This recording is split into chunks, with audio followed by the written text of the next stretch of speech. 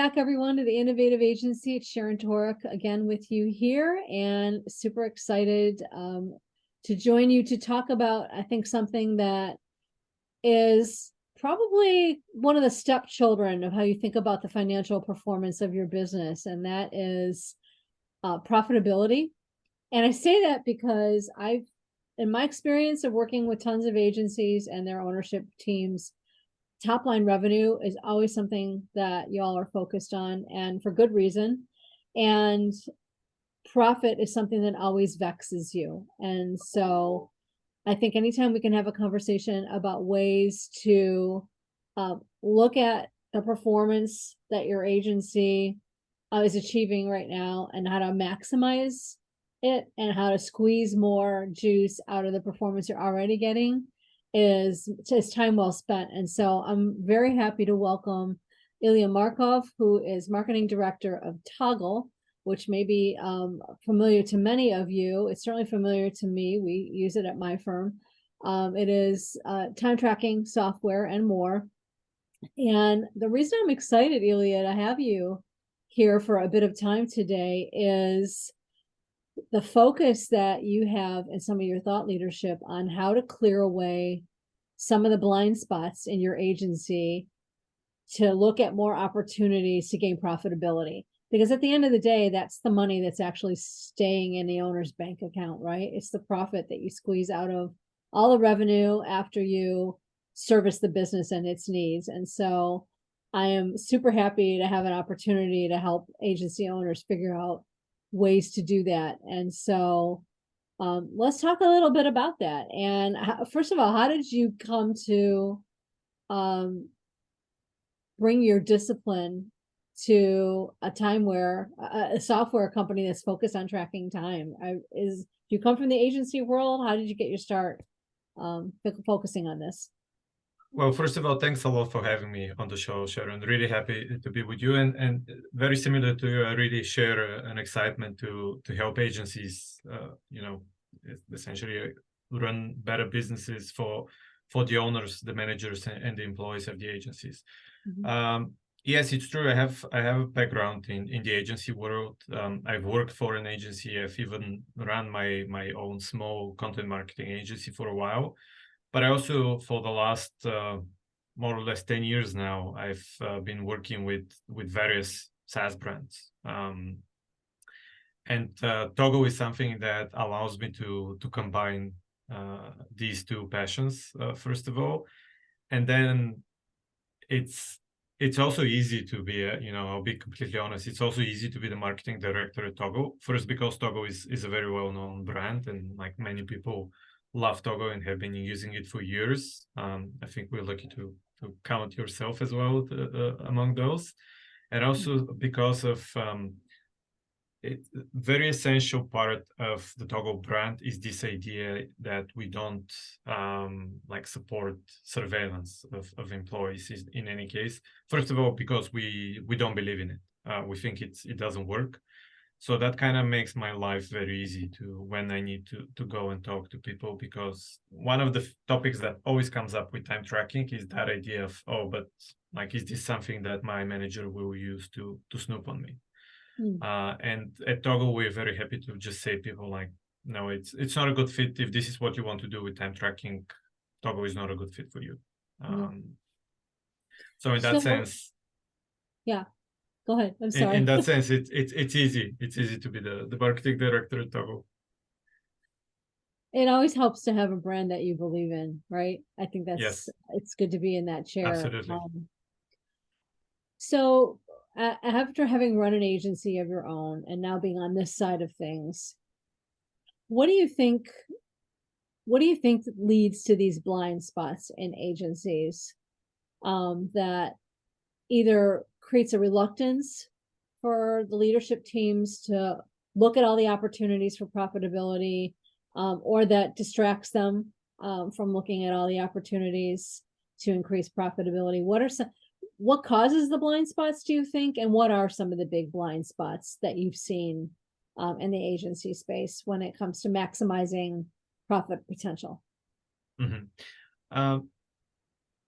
We talk to many agency owners, managers, and so on.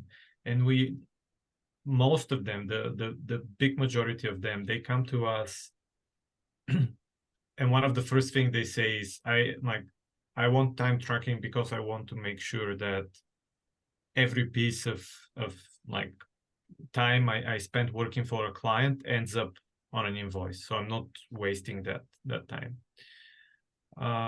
And that's always like almost always the first thing, like the first use case that people have for time tracking. And I think it comes from this focus on a lot of these folks. They understand running an agency as getting as much business as possible, and I understand this and I respect this. You know, even in like this year, the economic environment is quite complicated, and like you want to make the best for your agency, for your team. You want to make as much revenue as possible. And you almost kind of develop tunnel vision, and you always go like you're always going after, you're always chasing the next client, the next project, because you're just and on top of that, like many owners of agencies used to do the work themselves. They even started as freelancers, and they still like they remember this feast or famine cycle where like it feels really comfortable at one moment, and then the next moment it's like nothing. It dries up, and it feels really scary. So I understand this, but I think this is where a big chunk of the blind spots come from, because it's definitely not enough to just care about the next project or the next client, the next dollar of revenue, but you also have to think about, okay, when I take this like this responsibility, this new project, what is actually going to go into delivering the work, and is that going like, is the price I quoted, is the revenue I'm going to get from this going to be enough to kind of cover my expenses and also leave something for the team? And that's how a lot of our customers and users progress as well, in terms of how they use the tools that we create.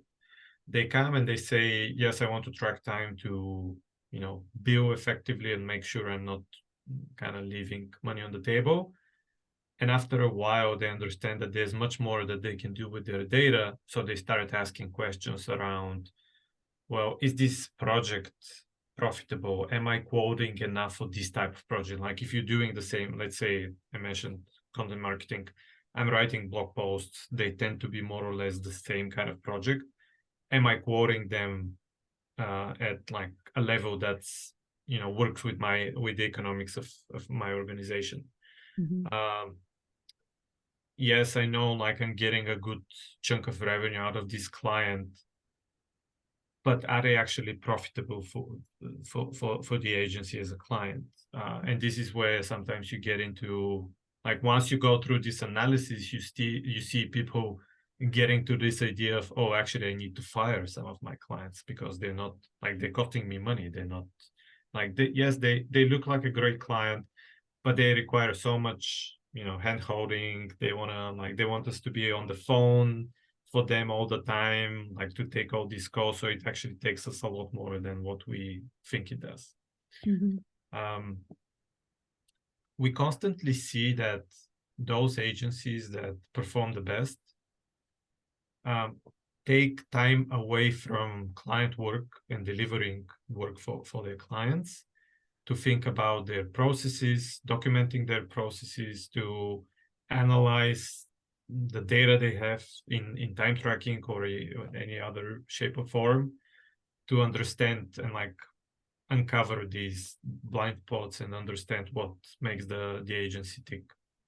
And I understand that to many founders and managers, this will sound a bit blasphemous, because they were like, I cannot take time away to kind of think about the business or work on the business. But we see it's something very pronounced when we're comparing agencies that are performing very well to those which are struggling. Right.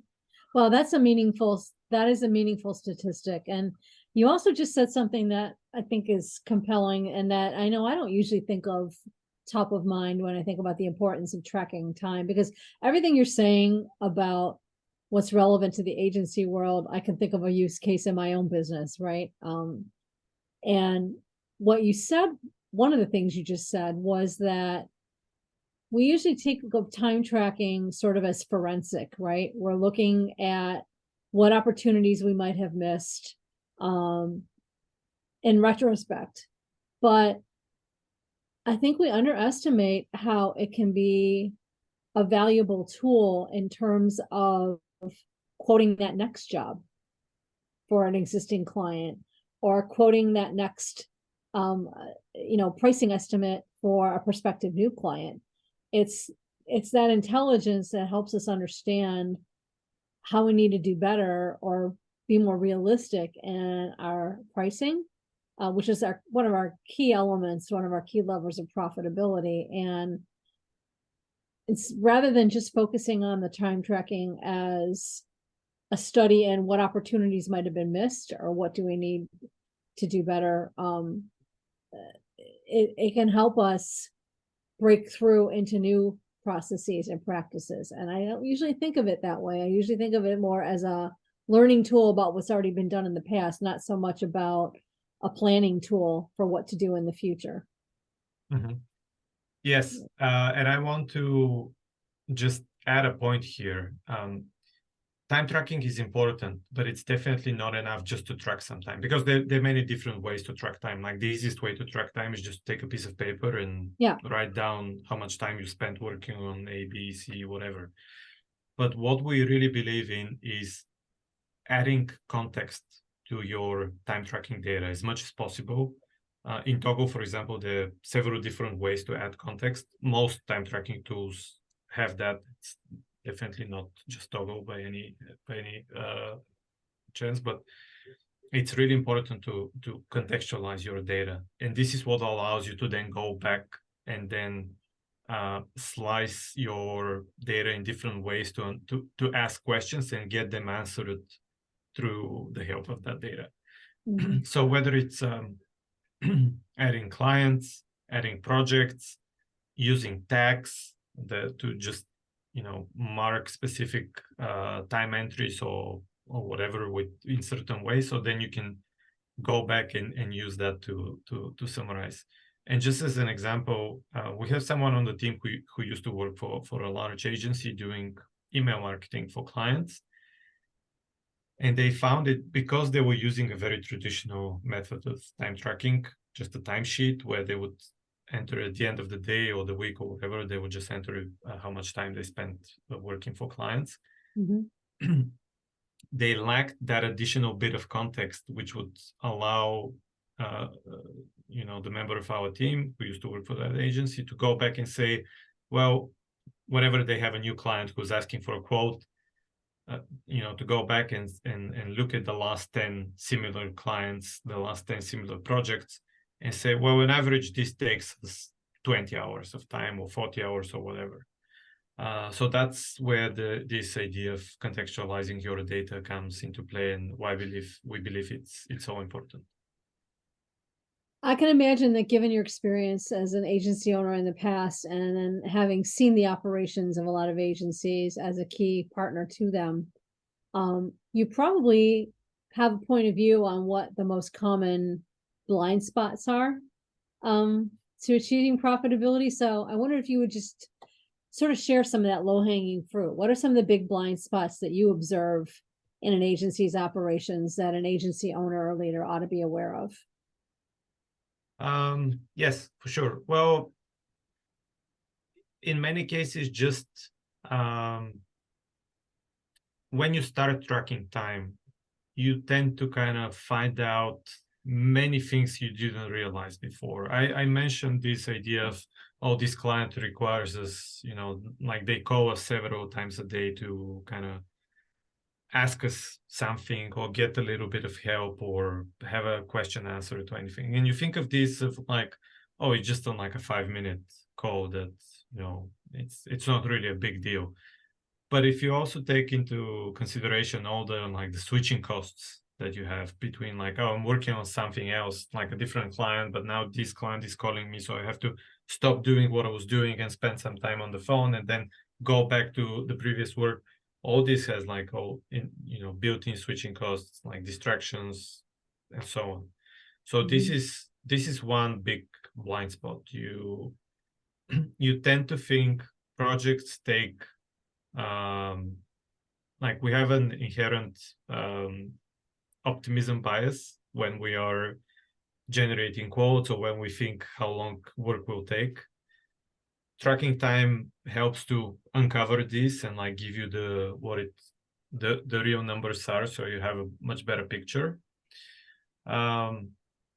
Another thing is just realizing how your time is split, what we call billable versus non-billable time. I'm sure this will be a concept familiar to any agency owner, but essentially how much of the time that you spend working ends up on an invoice, because it's never all of it, right? There's like sometimes you have to train your team or do some kind of development or education work, or just have some fun even with your team that you need to do that as well. So that's another thing that we often see. Like people tend to think that they will be able to, if they're billing by the hour, which I know still many agencies are doing, you tend to think that more of your time will end up on an invoice, while it's not always the case.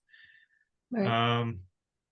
Yeah, these are, and then I've stories I've heard from the battlefield, agencies where they have, for example, their most experienced and skilled developer debugging, like fixing bugs for clients, instead of focusing on that high value delivery work they can be doing, which can be easily solved by getting an intern or hiring like a junior person or hiring a freelancer who can do that for you. And then this really frees up the time from your developer. And another blind spot is I think that kind of crosses on the other side when dealing with people and managing people, is that employees, team members don't always feel comfortable speaking up and kind of saying what the real situation. They would kind of just keep quiet and bite the bullet and do the extra work. And many managers don't realize that it actually costs their agency in terms of productivity. And this example I mentioned of the senior developer doing low value work, I think is exactly in that vein. Right. So what is your point of view about the first couple of steps you would ask most agency owners to take to start addressing some of these blind spots, either as leaders or with their team members? Or where do you start? Let's say or you suspect as an agency owner that you might be leaving some profit on the table because your processes or systems, whether it's timekeeping or something else, are not optimized. Where should they start? What are some simple things they can do to start getting momentum in terms of looking at their operations so that they're exposing more opportunities to increase their profit? I think I already mentioned all of them. Hopefully I can do a better job of just summarizing them and putting them in some sensible form. I think the first step where I'll start, so I have this idea of like the staircase of time tracking and how you can use time tracking and the data it generates to improve your operations. But even before you get to the first step or the first stair, I want to really kind of nail down this idea of don't try to use time tracking as a surveillance or monitoring Right. tool. Because first of all, as I said, it doesn't work. Like if you distill it to an absolute point of view, it's like you have to hire one person to keep an eye on every other person you have like doing work at your agency, and we all know this is impossible. It's not going to happen. So don't try to do it. It doesn't work. And if you try to do it, it will just destroy any opportunity to get a true picture of how your business is operating. Because the moment you kind of try to do it, people will start to think about how they can cheat the system, what they can do, even if like you get something that has all the bells and whistles related to monitoring employees. Like you can go to Amazon and get there's like a special device which I think it simulates a mouse and it's kind of like moving all the time. So you can cheat your time tracking to think that you are active 100% of the time. So there are Oh, many ways to cheat okay. the system. Yes, these things exist. You'd be surprised. So don't try to do that. It will destroy like adoption even before you start and like rob you of any chance to use your data in a meaningful way. That's the step zero, let's say. Then go like to your team, explain why you need this, how you're going to use it, how it's going to benefit everyone. Make it like for everyone, so there's like no exception, everyone tracks time. This is one of the best practices we've seen from our customers. Mm-hmm. And then start small. Start with this idea of I want to track time to make sure every minute we spent working for a client ends up on their invoice. So we want to get this at the beginning. Once you get through that, start adding that context that I mentioned. So start grouping your time, dividing it, using all the opportunities that your chosen tool gives you to add clients, projects, and so on. So then you can go back to that data and, as I said, analyze it and use it in different ways to understand, where there's opportunity to improve profitability. Mm-hmm. As a sub point, don't just think that it's enough to kind of get your team together in the beginning and tell them, we'll use time tracking, it's going to be good for everyone, and then that's it. You need to go back and actually show people how the data they're generating is helping them. So look for these opportunities to go and have meaningful conversations with your team and try to improve their lives as well. So whether it's like removing obstacles, giving low value work to more junior members of the team, or outsourcing some of this work, this will really kind of convince your team that this is something that can help them as well. Mm-hmm. And of course, once you find these opportunities to improve your profitability, this will also give you another opportunity to go back to your team and return some of that, improved, like higher profit in the form of a bonus or higher salaries or whatever you decide. How open book do you feel like owners should be with their teams about profit and profitability? I don't think I can really say like for everyone, but I've seen agencies where it's really like open book, and how much you're generating from each client, how much every member of the team is earning, so you have a very good understanding of what's going on. Mm-hmm. Probably that's probably not for every agency. I know, the nature of agencies is such that you're always afraid that like a high value member of your team might leave and take customers with them, and if like they know everything about what your relationship with that customers is based on, it kind of even makes it easier to steal these customers from you.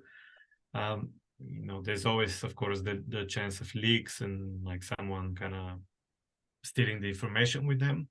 But still, I think it's something that kind of instills trust. And then the more people know about the true nature of how the agency works, the less space there is to kind of run with assumptions or like gossip or kind of get a like twisted perspective of what it really takes to service your clients.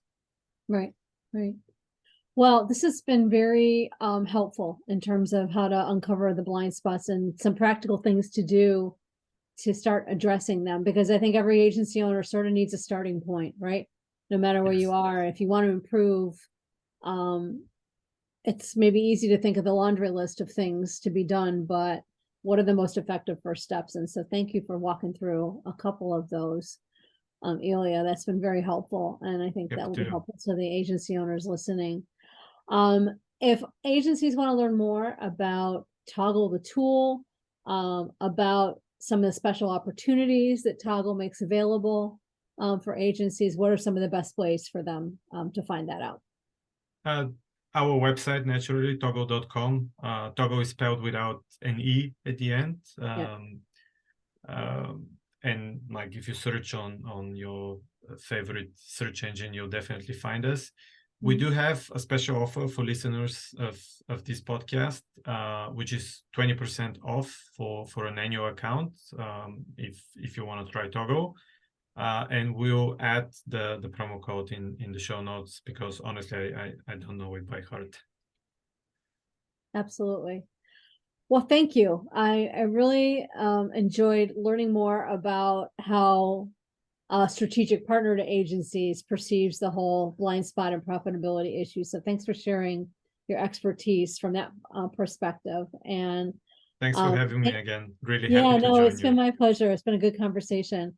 All right, everyone. Thanks for joining us today. When you have an opportunity, check out Toggle and their discount, and we will see you on the next episode. Until then, be very well. Take care.